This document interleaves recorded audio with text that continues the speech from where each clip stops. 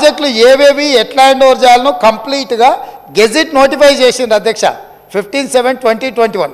తర్వాత ఏమన్నారు వారు, but for want of finalisation of operational protocol of both dams handing over process being delayed. దీని అర్థము మేము కొన్ని కార్యక్రమాల వల్ల దీన్ని అప్పచెప్పడానికి కొంత ఆలస్యమే అయింది తప్ప మేము దీన్ని ఎక్కడ వ్యతిరేకిస్తలేము. మేము కేఆర్ఎంబీకి అప్పచెప్పడానికి సిద్ధంగా ఉన్నాము. ఈ లోపల ఆంధ్రప్రదేశ్ నుంచి వాళ్ళు పోలీసులతో వచ్చి దాన్ని పొజిషన్ తీసుకున్నారు. దీన్ని తక్షణమే మీరు పరిష్కరించండి అని చెప్పి మీరు కేంద్ర ప్రభుత్వానికి లేఖ రాసి డిసెంబర్ 1 నాడు 30 తారీఖు నాడు పోలింగ్ జరిగింది. 3 తారీఖు నాడు ఫలితాలు వచ్చినాయి.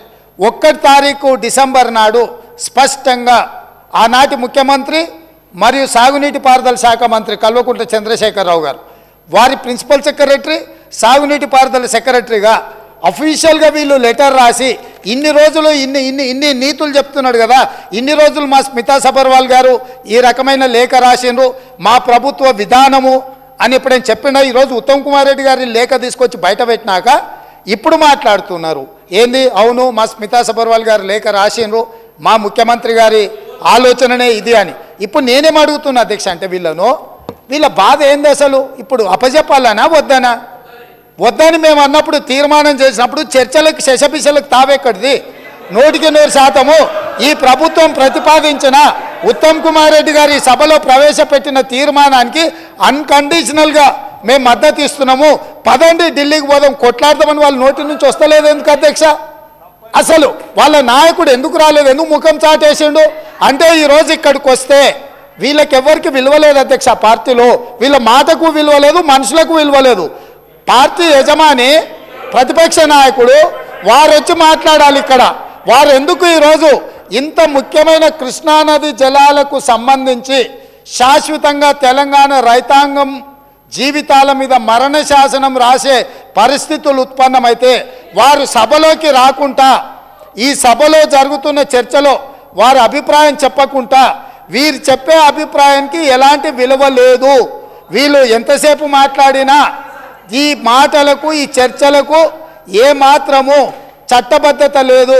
కాబట్టి ఇప్పటికైనా మీరు వారికి సూచన చేయండి, లేకపోతే సభ వాయిదా వేయండి.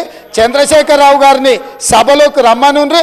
చంద్రశేఖరరావు గారు వచ్చినాక, ఎందుకంటే 10 సంవత్సరాలు జరిగిన పాపాలకు వారు కారణము. పాపాల భైరవుడి సభలకు వచ్చి చర్చ చేస్తే తప్పకుండా మేమందరం కలిసి సమాధానం చెప్తాం. వారిని సభలోకి రమ్మనుండ్రి, చర్చ చేద్దాం.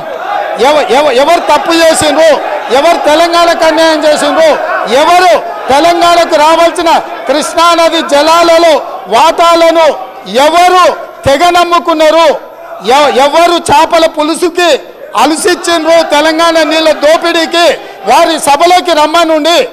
చంద్రశేఖరరావు గారి సభలోకి వస్తే ఎంతసేపైనా మీరు మైక్ ఇవ్వండి అధ్యక్ష. వారికి వీరికి ఏ అధికారము, ఏ హక్కు, ఏ అవకాశం లేదు. కాబట్టి చంద్రశేఖరరావు గారు ఈ సభలోకి వచ్చి వారు మాట్లాడితే ఇవ్వండి.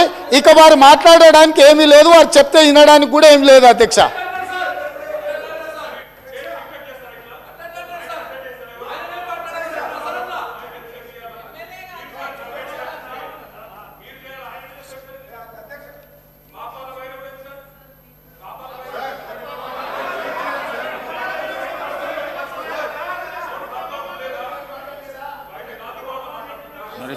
సార్ ఇప్పుడు ఇది శాసనసభ సార్, ఇదేం గాంధీ భవన్ మీటింగ్ కాదు, పబ్లిక్ మీటింగ్ కాదు.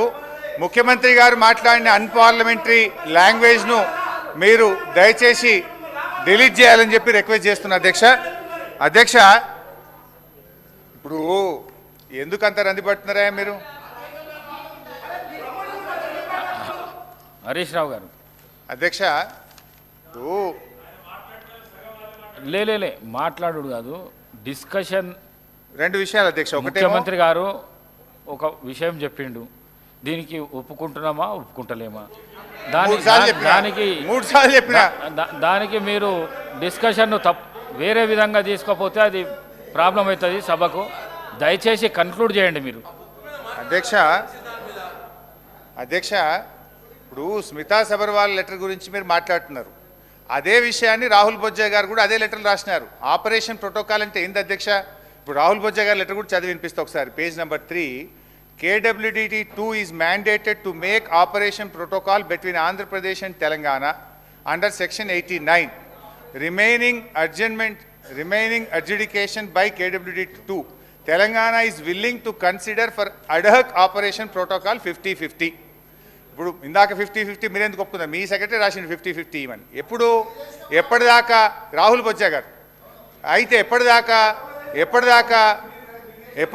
ఆపరేషన్ ప్రోటోకాల్ ఫైనల్ అయ్యేదాకా అని రాశాడు అదే విషయాన్ని స్మితా సబర్వాల్ రాసింది తప్ప ఇంట్లో కొత్త విషయం లేదు అనవసరంగా ఇంట్లో అనలేదో ఉందని చెప్పాల్సిన అవసరం అంతకంటే లేదు ఇకపోతే అధ్యక్ష ఇవాళ గౌరవనీయులు ముఖ్యమంత్రి గారు కానీ కొంతమంది కేసీఆర్ గారి గురించి వ్యక్తిగతంగా తులనాడుతూ ఉన్నారు అధ్యక్ష వాస్తవానికి తెలంగాణ ఉద్యమం ప్రారంభించినప్పటి నుంచి కూడా కేసీఆర్ గారి మీద చాలామంది గత సమైక్యవాదులు అప్పటి కాంగ్రెస్ నాయకులు వాళ్ళ అడుగులకు మడుగులు వస్తే కొంతమంది తెలంగాణ నాయకులు కూడా వ్యక్తిగతంగా ఆయన దూషించే ప్రయత్నం చేసినారు కానీ దురదృష్టం ఏంటంటే ఒక రాష్ట్రాన్ని సాధించినటువంటి వ్యక్తి ఇవాళ కేసీఆర్ గారే లేకపోతే ఈ తెలంగాణ రాష్ట్రం లేదు ఈ రేవంత్ రెడ్డి గారు ఇక్కడ ముఖ్యమంత్రిగా కూర్చునే అవకాశం లేదు అధ్యక్ష ఎందుకంటే కేసీఆర్ గారు ఆయనను నిందిస్తే మేమేం బాధపడలే అధ్యక్ష ఈరోజు మా పోరాటం ఏంది కేసీఆర్ గారిని నిందిస్తే సరే ప్రజలు చూసుకుంటారు మాకు చాలామంది ఫోన్లు కూడా చేసినారు ఈ ముఖ్యమంత్రి గారి భాష చూసి మేధావులు చాలామంది విఘ్నులు మాకు ఫోన్ చేసి ఇదేం భాష అని కూడా బాధపడే సందర్భాలు ఉన్నాయి అది వారి విఘ్నతకు వదిలేస్తాం ప్రజలు చూసుకుంటారు అయితే అధ్యక్ష ఆయన మాజీ ముఖ్యమంత్రి గారి మీద ఇష్టం ఉన్నట్టు వారు మాట్లాడవచ్చు కానీ మేము చెప్పొద్దా సార్ నేను సబ్జెక్టు డివియేట్ చేసింది వాళ్ళు I have to give rejoinder అధ్యక్ష ఇప్పుడు ఆనాడు తెలంగాణ